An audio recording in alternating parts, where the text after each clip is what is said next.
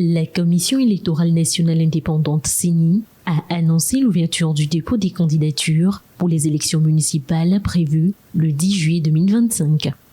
Du 20 au 29 mai, les partis politiques, regroupements et candidats indépendants sont invités à soumettre leurs dossiers auprès des commissions électorales locales indépendantes CELI. Les conditions d'éligibilité sont claires. Être togolais, âgé d'au moins 25 ans, jouir de ses droits civils et politiques, savoir lire et écrire en français, résider au Togo depuis au moins 6 mois et ne pas être frappé d'inéligibilité. Les dossiers doivent inclure une déclaration individuelle, un extrait de casier judiciaire, une attestation de résidence, une photo d'identité et le logo du parti.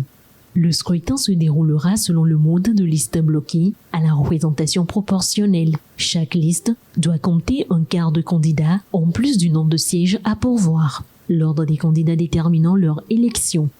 Le cautionnement est fixé à 50 000 francs CFA pour les hommes et 25 000 francs CFA pour les femmes, une disposition destinée à encourager la participation de ces dernières.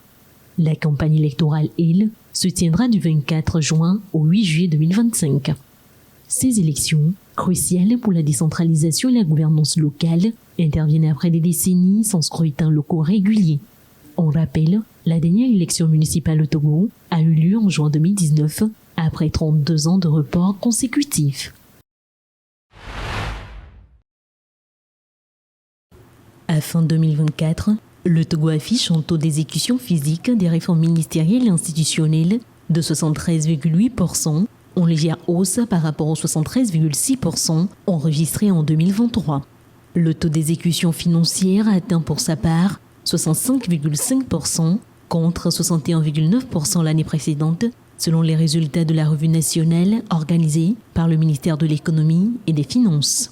Ces réformes, inscrites dans la feuille de route gouvernementale Togo 2020-2025, couvrent plusieurs secteurs clés comme les finances publiques, le développement du secteur privé, l'agriculture, la santé, l'éducation, le numérique, la décentralisation et l'action sociale. La revue annuelle a permis de faire le point sur l'état d'avancement des plans de travail et budget, tout en identifiant les freins persistants à leur mise en œuvre, ainsi que des pistes d'amélioration. Si les progrès sont bien réels, ils demeurent modestes, soulignant la difficulté à accélérer les transformations structurelles dans un contexte de contraintes budgétaires.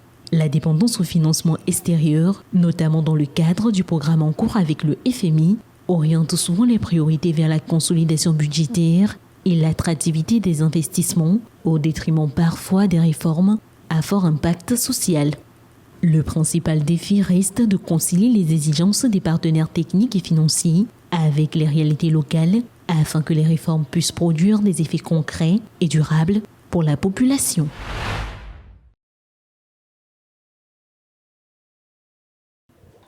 Une femme meurt toutes les 4 minutes des complications liées à la grossesse ou à l'accouchement, tandis qu'un nouveau-né est perdu toutes les 17 secondes. C'est le bilan dressé par l'Organisation des Nations Unies pour la population UNFPA lors de la commémoration de la Journée internationale des sages-femmes. Ce bilan concerne seulement l'Afrique occidentale et centrale, où les taux de mortalité maternelle demeurent les plus élevés au monde. Pour remédier à la situation, l'UNFPA a déjà intégré la promotion de la profession de la sage-femme comme priorité stratégique dans son plan régional 2025-2029 pour accélérer la réduction de la mortalité maternelle. Ces dernières années, les financements des partenaires ont considérablement baissé, rendant un peu plus ardue la promotion de la profession de la sage-femme.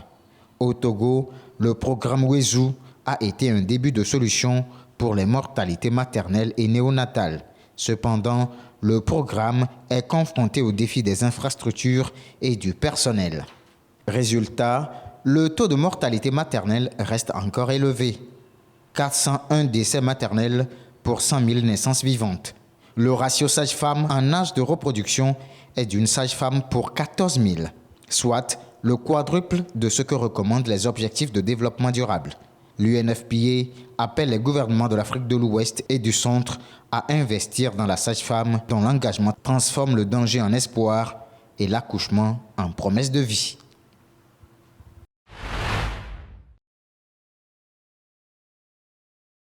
Les surfaces forestières du Togo connaissent de plus en plus un recul dramatique.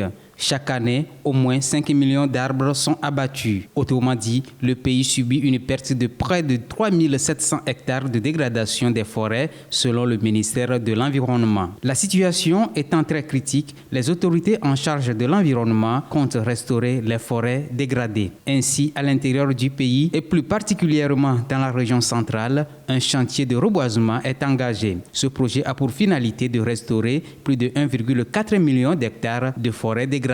Ce programme, soutenu par le Luxembourg et l'Allemagne, permettra la restauration des forêts dans les préfectures de Tchamba, Tchaoudjo, Sochubua et dans le bassin du fleuve Mono. Il s'agit en effet de la deuxième phase du projet Forest for Future F4F. Rappelons que les écosystèmes forestiers remplissent une multitude de services contribuant au bien-être de l'homme. De nombreux pays africains connaissent une forte croissance économique depuis 2000. Si cette croissance économique est soutenue sur le continent avec un taux de plus de 4%, la croissance du nombre de fortunés, quant à elle, devient de plus en plus importante. En effet, selon un rapport du cabinet de conseil Knight Frank, intitulé The Wealth Report 2025, il ressort que l'Afrique devrait enregistrer la plus forte croissance du nombre d'individus fortunés au monde d'ici 2028. Ainsi, le continent s'impose rapidement comme un pôle de croissance en matière de création de richesses. Ceci avec un nombre croissant d'individus rejoignant le club des personnes possédant une fortune évaluée à au moins 10 millions de dollars. Le nombre d'individus fortunés sur le continent va alors passer de 19 496 fin 2024 à 22 964 en 2028, soit une croissance de 17% en 4 années. Pour rappel, les États-Unis constituent la principale plaque tournante de la création de richesses dans le monde. Près de 40% des individus fortunés dans le monde y vivent.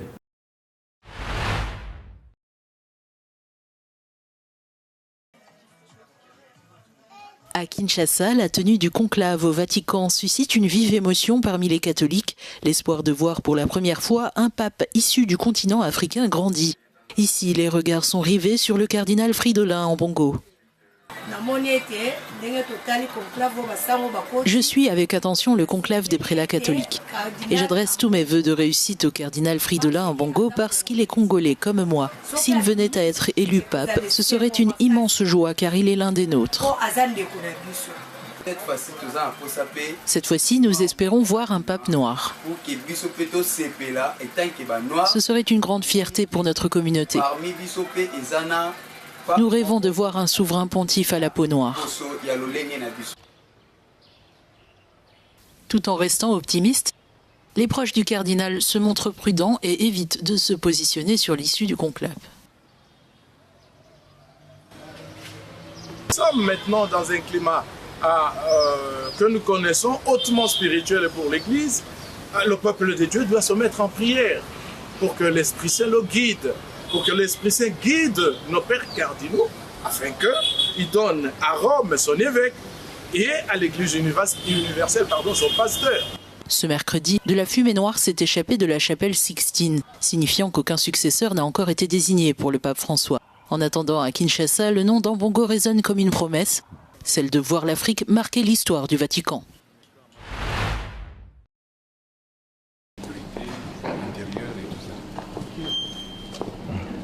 En République démocratique du Congo, le Parti du peuple pour la reconstruction et la démocratie, le PPRD, fait un retour remarqué sur la scène politique.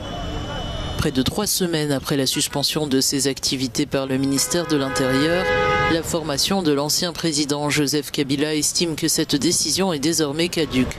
L'arrêté ministériel pris le 19 avril dernier faisait suite à l'annonce controversée du retour de Joseph Kabila à Goma, une ville sous contrôle du groupe armé M23.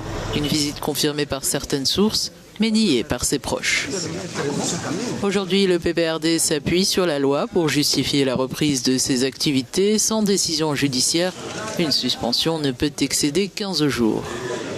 Selon son avocat, aucune suite n'ayant été donnée par la justice, le parti peut légitimement reprendre ses actions. Le ministre de l'Intérieur, Jacquemain Chabani, affirme de son côté que le dossier est entre les mains du parquet qui dispose de 2 fois 15 jours pour se prononcer. Ce bras de fer juridique et politique souligne les tensions croissantes entre l'ancien président et l'actuel pouvoir en place, dans un contexte sécuritaire toujours préoccupant dans l'est du pays.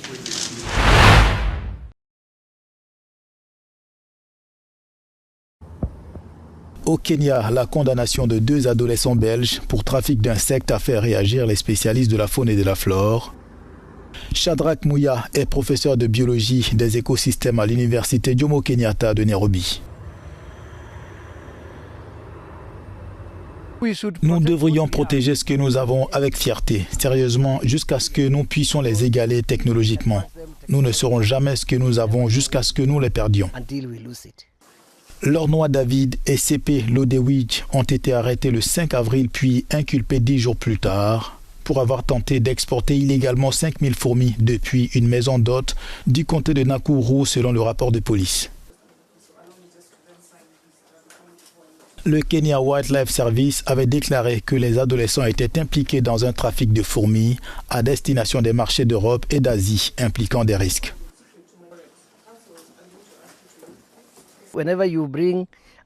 Chaque fois que vous amenez un organisme d'un environnement différent, il est probable que vous fassiez une intervention pour que cet organisme se stabilise.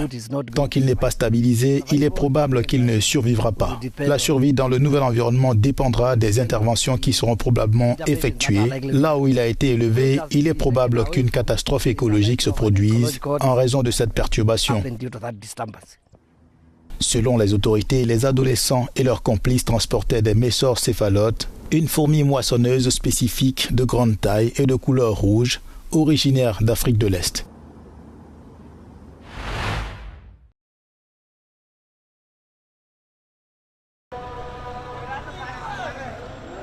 Des véhicules classiques sortis des garages des collectionneurs en Égypte. Une flotte de plus de 50 voitures de couleurs et de styles différents pour célébrer l'anniversaire de la création de l'Egyptian Automobile and Touring Club. Mais pas seulement, l'exposition a eu lieu aussi lors des célébrations égyptiennes de la libération du Sinaï, des véhicules parmi les plus recherchés à l'échelle mondiale. L'Égypte se distingue par son important parc de voitures classiques, dont certaines sont rares dans le monde.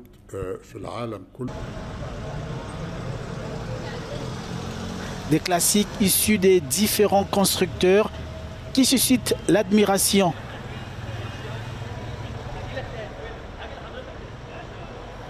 Et constituent un patrimoine que le pays exhibe non sans fierté à la face du monde.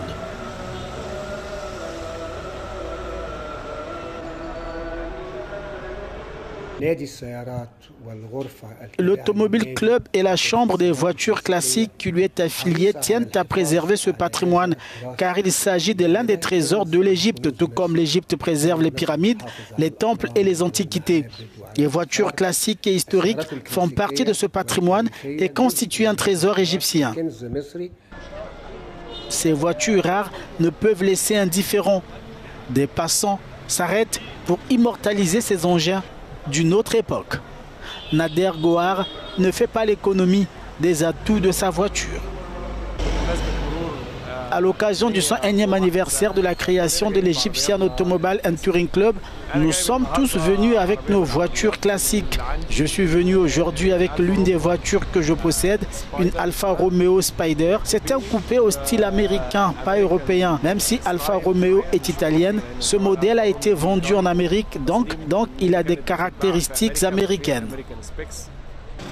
Une immersion dans un univers automobile vieux de plusieurs années.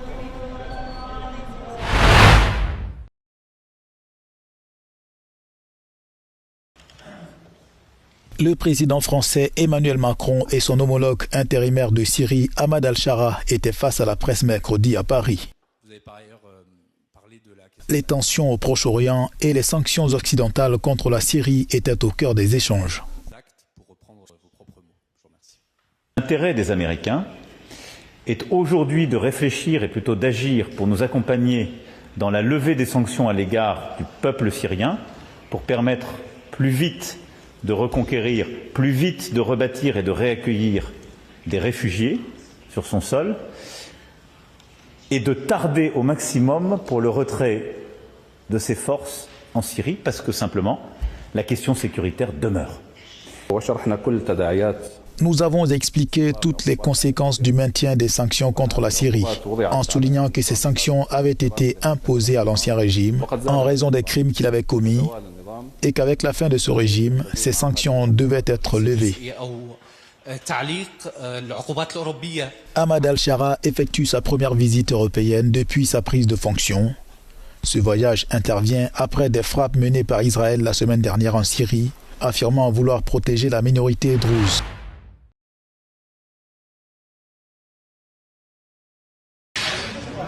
Les tensions entre l'Inde et le Pakistan, deux puissances nucléaires, s'intensifient.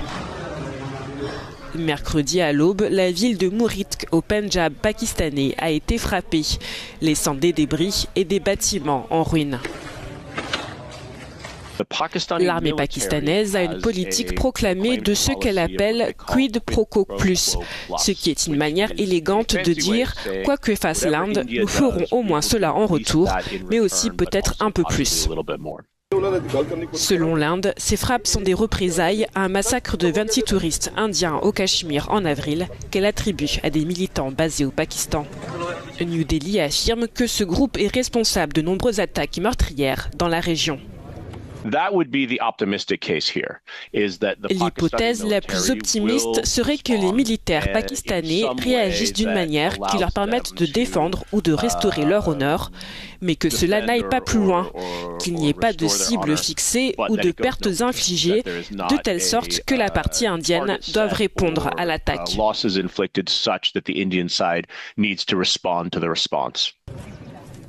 À Murid, des fragments de missiles sont dispersés. Au moins 26 civils ont été tués selon l'armée pakistanaise, dont des femmes et des enfants. Des habitants ont témoigné de scènes de chaos et de panique après les frappes. Lorsque nous considérons la trajectoire générale de la modernisation militaire de l'Inde et du Pakistan, bien que le Pakistan ait un budget de défense nettement inférieur, l'un de ses atouts majeurs est le fait que son principal fournisseur d'armes est la Chine. Une escalade entre ces deux puissances nucléaires ferait craindre des conséquences dévastatrices pour toute la région.